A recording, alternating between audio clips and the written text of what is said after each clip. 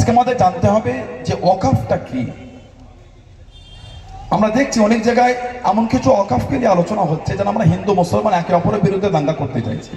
এটা খুব ঘৃণিত কাজ, কিন্তু হয় নাই। ভাই বলছি না, গতকাল কলকাতা যেটা হয়েছে, বাস থেকে একটা গেরুয়া পতাকা খোলা হচ্ছে, আমি এটা ধিক্কার জানাচ্ছি। আমি ব্যক্তিগত আমি এবং আশাবাদী পরীক্ষিত মুসলমান সেও ধিক্কার জানাবে। এটা আমরা এটা মানতে পারি না। তার অধিকার আছে তার ধর্মের পতাকা, তার ধর্মের ঝান্ডা, তার ধর্মের স্লোগান দেবার। কারো অধিকার নাই তার ধর্মের উপর আঘাত করার। কেন করবে? যদি ওই পতাকা কোনো মুসলমান বা প্রেশার ক্রিয়েট করে খুলে থাকে, আমি তার মানসিকতা ঘৃণা করছে, তার এই কর্মকে আমি প্রতিবাদ জানাচ্ছি। এটা আমার ভারতবর্ষের সংবিধান নয়, এটা আমার ভারতবর্ষের কৃষ্টি কালচার নয়। কিন্তু যদি সেই বাসওয়ালা নিজের স্বইচ্ছায় খুলে থাকেন, সেই ভিডিওটা গেলে হিন্দু মুসলমানের মধ্যে দাঙ্গা লাগাবার জন্য মিসগাইড যারা করছে, তাদের করে ঘৃণা জানাচ্ছে, তাদের মানসিকতায় ধিক্কার জানাচ্ছে, তাদের মুখে থুতু ছিটাচ্ছে। আমরা আজকে অবাক হয়ে যায়। আমরা আজকে আমাদের ভাবতে ওয়াকফটা কি। আমি দেখছিলাম ওয়াকফ নিয়ে আমরা এর আগে পর্যন্ত এত ওয়াকিবহাল ছিলাম না, বা এত কিছু আমরা জানতাম না। যারা ওয়াকফের মেম্বার বা বিভিন্ন এডুকেটেড মঞ্চে যারা মানে পার্টিসিপেট করেন, বক্তব্য দেন, তারা এর উপর ডিসকাস করেছে, জানেন। কিন্তু আমভাবে আমরা সবাই জানি না। ওয়াকফ কয়েক প্রকার হয়। আমাদের সমাজে যে ওয়াকফ প্রপার্টির সমস্যা হয়েছে, ওটা ওয়াকফে লিল্লাহ। আমাদের সমাজে যে ওয়াকফ প্রপার্টি নিয়ে আজকে এই সমস্ত গোটা ভারত জুড়ে আন্দোলন তৈরি হয়েছে, আমাদের পূর্বপুরুষ, আমাদের মুরব্বীরা তাদের ব্যক্তিগত জায়গা, ব্যক্তিগত সম্পত্তিকে আল্লাহর রাস্তায়, আল্লাহকে খুশি করার জন্য আখিরাতের স্বার্থে তারা ব্যয় করেছে। এই ওয়াকফের জায়গার মালিক হলেন আল্লাহ। ওয়াকফ সম্পত্তিকে বিক্রি করতে পারবেন না। আর যে কাজের জন্য ওয়াকফ করা হয়েছে, যে কাজের জন্য ওয়াকফ করা হয়েছে, সেই কাজের জন্যই ব্যবহার হবে। মাদ্রাসা, মসজিদ, ঈদগাহ, খানকা, কবরস্থান, এগুলো দেখভালের জন্য যে কাজের জন্য প্রপারলি ব্যয় করা হয়েছে, তার জন্য এটা কার্যকারী হবে। আজকে যে জায়গায় কেন্দ্রীয় সরকার আমাদের ওয়াকফের সম্পত্তির উপর যেভাবে দখল নিতে চাইছে, আজকে যে আইন এনেছে, এই আইনে কেন্দ্রীয় সরকার তিনি আইন এটাই পাশ করেছেন যে ওয়াকফ সরকারের নেতৃত্বে পরিচালনা হবে। কিন্তু এর আগে পর্যন্ত যেটা ছিল সেটা রাজ্য সরকারের অধীনস্থে, রাজ্য সরকারের মনোনীত মুসলিম ব্যক্তিদের দ্বারা এডুকেটেড, শিক্ষিত, ডক্টর, লয়ার, ইঞ্জিনিয়ার এবং এমপি, এমএলএ তাদের করে ওয়াকফ মেম্বারে নথিভুক্ত করে। কুমিরের কান্না এসেছেন আপনারা। আচ্ছা, কুমিরের কান্না কেটে আমাদের মন ভুলাতে চাইছেন। আমরা মুসলমানদের পিছিয়ে পড়াদের জন্য আমরা এই ওয়াকফের বিল পরিবর্তন করতে চাই, ওয়াকফ আইন চেঞ্জ করতে চাইছি। যেদিন মুসলমানদের হত্যা করা হলো, আজও মুসলমানদের ভারতবর্ষের বিভিন্ন জায়গায় টর্চার করা হচ্ছে। আমার মালদার ভাইটাকে রাজস্থানে আফরাজুলকে হত্যা করা হলো, ভিডিও লাইভ করে হত্যা করা হয়েছে। সেই লোকটাকে আপনারা আপনাদের পার্টির ভোটে দাঁড় করিয়ে দিয়েছেন। এত নির্লজ্জাতি হয় আপনারা। আজকে আপনারা পার্লামেন্টে দাঁড়িয়ে বলছেন এই বিল আমরা মুসলমানদের উপকার করতে এসেছি।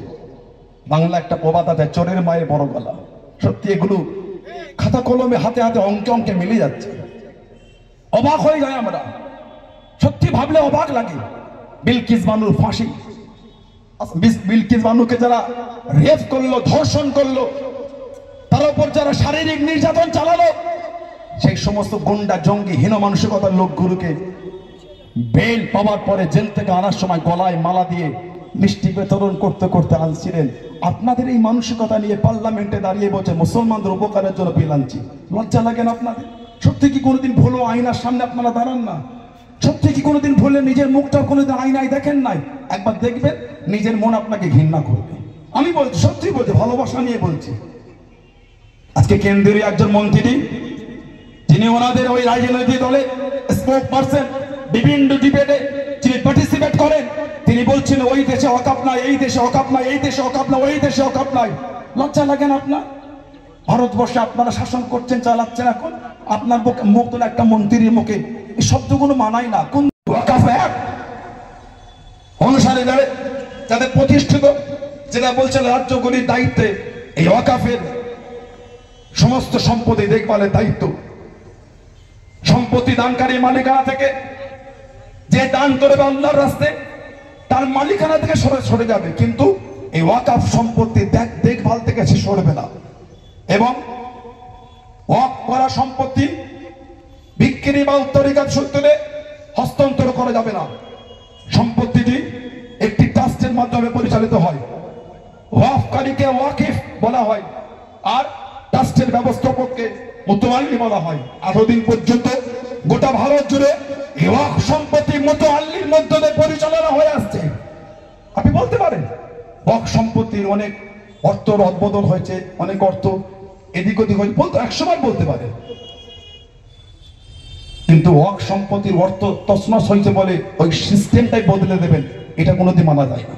তাহলে বলেন না, কত মন্দিরী কত কিছু তাদের দায়িত্ব থেকে অর্থ তসরুপ করে, তাহলে পদগুলি বন্ধ করে দেবেন। আমরা গত 2 বছর আগে দেখেছি অল ইন্ডিয়া ব্যাপী নিট পরীক্ষায় হাজার হাজার কোটি টাকা দুর্নীতি হয়েছে। নিট পরীক্ষায় হাজার হাজার কোটি টাকা দুর্নীতি হয়েছে। সেই দুর্নীতির একবার পর্যন্ত পার্লামেন্টে কোনো আলোচনা হয়নি। রাফায়েল ভারতবর্ষে গত 5 বছর কম বেশি আগে রাফায়েল কিনা নিয়ে হাজার হাজার কোটি টাকা দুর্নীতি হয়েছে। তারপরে আইন আনা হলো যে এই নিয়ে দ্বিতীয়বার প্রশ্ন করা হবে না। অবাক হয়ে যায় আমরা, এগুলো আমরা ভাবলে সত্যি অবাক হয় যে কারা সমাজে অশান্তি করছে আর কারাই সেই সমাজের অশান্তি ভাগ পাচ্ছে, কে সমাজে দাঙ্গা লাগাচ্ছে আর কার ওপরে সে এই স্ট্যাম্পটা পড়ে যাচ্ছে। আজকে মাথায় টুপি দিয়ে ট্রেনে বাসে ঘুরলে বাংলার কিছু যুবক কিছু যুবতীর মনে এমন নোংরা বিষ শুকিয়ে দেওয়া হয়েছে, আমাদের দিকে যেন নোংরা চিন্তায় তারা দেখাচ্ছে। কেন কেন আমাদের করে নোংরা ভাবে দেখছেন? কেন আমাদের দিকে নোংরা চিন্তায় দেখছেন? আমরা দেখেছি গতকাল থেকে সোশ্যাল সাইটে এমন একটা প্রচার হচ্ছে।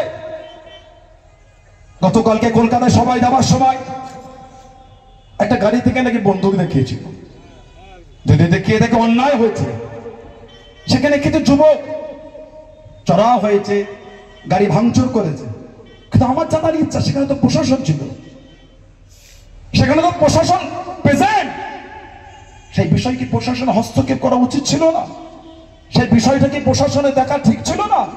যখন এত বড় একটা আপত্তিজনক অবস্থা তৈরি হলো, প্রশাসন ভাইদের তো উচিত ছিল গাড়িটাকে মানে আটকে দিয়ে লোকগুলিকে থানায় নিয়ে গিয়ে বিষয়টা কি সেই গাড়িটাকে কোন চিন্তায় ছেড়ে দেওয়া হলো। আজকে এই ছেড়ে দেওয়ার কারণে সোশ্যাল সাইটে এক শ্রেণীর মানুষ মুসলমানদের নোংরা ভাবে আক্রমণ করছে। কেন কেন এগুলি করা হচ্ছে? আমরা দেখেছিলাম গত কয়েক মাস আগে দিল্লিতে একজন 18 বছরের বাচ্চা ছেলেকে প্রায় 20 থেকে 25 কিলোমিটার গোরক্ষ কমিটির নামে দাঙ্গাকারীরা ছুটিয়ে ছুটিয়ে নিয়ে গিয়ে একটা 18 বছরের ছেলেকে গাড়ির মধ্যে গুলি করে হত্যা করা হয়েছে। পরে যখন জিজ্ঞাসা করা হলো তাদের জবাব ছিল, আমরা মনে করেছি মুসলমান। লজ্জা লাগে না আপনাদের? মুসলমান হলে মানতে হয়, মুসলমান হলে হত্যা করতে হয়, মুসলমান হলে গুলি করতে হয়। কি মানসিকতা তৈরি হয়েছে আপনাদের? একটাই কারণ তৈরি হয়েছে এই নোংরা সরকারের কিছু নেতাদের নোংরা ভাষণের জন্য। তাই আমরা আজকে অঙ্গীবদ্ধ হব, জাতি ধর্ম বর্ণ নির্বিশেষে আমরা একে অপরের সমস্ত অসুবিধায় পাশে দাঁড়িয়ে তীব্র থেকে কঠিন তীব্র আন্দোলন তৈরি করব। আবার আমি আপনাদের কাছে বলবো, কোনদিন ভাববেন ওয়াকফের আন্দোলন শুধু মুসলমানের আন্দোলন, হেরে গেলেন আপনি। এই মানসিকতা আমি আন্দোলনে নামিনি, আমি আন্দোলন নেমেছি ওয়াকফের আন্দোলন, ভারতবর্ষের আন্দোলন। এই মানসিকতা তৈরি করেন। কেন ওয়াকফ শুধু মুসলমানের নয়, এই ওয়াকফের জায়গায় আমার অনেক হিন্দু ভাইরা উপকৃত হচ্ছে। তার সাথে সাথে আমার ভাই যেটা বলছিলেন, এরপরে চিন্তা এদের দেবত্বের সম্পত্তি, যেটা হিন্দু ভাইদের, খ্রিস্টান ভাইদের সম্পত্তি আছে গির্জা, শিখ ভাইদের আছে গুরুদ্বারা, সব সম্পত্তিগুলো এই 56 इंची सेना। हम तो फकीर आदमी है, झोला लेके भाग चलेंगे, हम तो फकीर है। ফকির আগে থেকে সম্মান বিদেশে পাচার করে দিচ্ছে।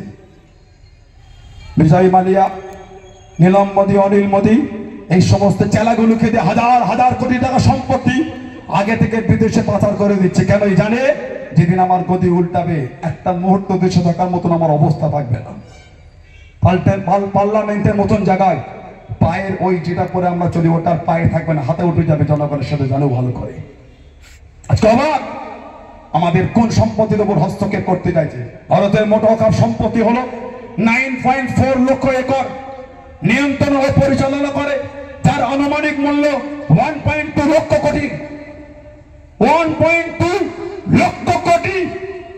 ভারতবর্ষের যে ওয়াকফ আছে তার সম্পত্তির দাম এত, যেটা ভারতবর্ষের তৃতীয় বৃহত্তম সম্পত্তির মালিক হলো ওয়াকফ।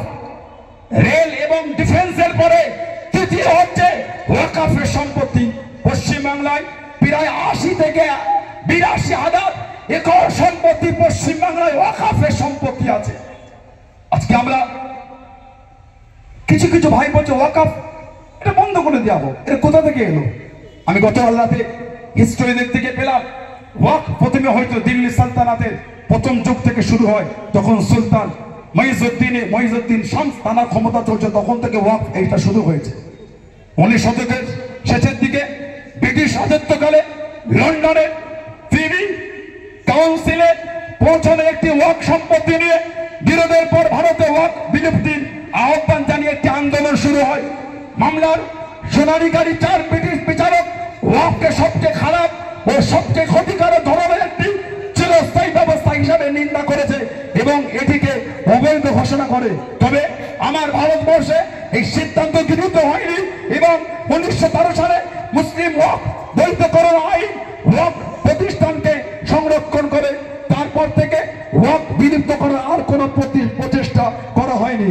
স্বাধীনতার পর 1954 সালে আইন পাশ হলে 1964 সালে আইনসম্মত সংস্থা central Waqf council of India প্রতিষ্ঠা হয়। সেই প্রতিষ্ঠার মধ্য দিয়ে আজ পর্যন্ত ভারতবর্ষে এই ওয়াকফ চলে আসছে। 2013 সালে সংশোধনীয় ওয়াকফ ব্যবস্থাপনাকে আরো দক্ষ স্বচ্ছ করার জন্য 2013 সালে আইনের কিছু বিধান সংশোধন করা হয়েছিল, কিন্তু কোন সময় ওয়াকফের মূল বিধান পরিবর্তন করা হয়নি। কিন্তু আজকে আমরা দেখছি ওয়াকফের এই আইন পরিবর্তনের নামে পুরো ওয়াকফের সিস্টেমটাকে বদলে দিয়ে আমাদের হাত থেকে তাদের হাতে ক্ষমতা নিতে চাইছে। কেন?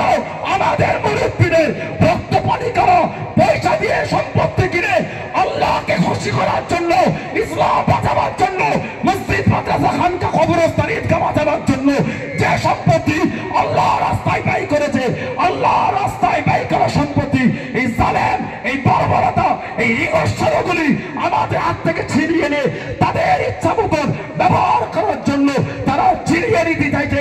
শরীরে 1 ফোঁটা রক্ত থাকতে ইমানি মুসলমান, ভারতবর্ষের মুসলমান, ভারতবর্ষের মানুষ এই কেন্দ্রীয় সরকারের আইন মানছি না, মানছি না, মানছি না।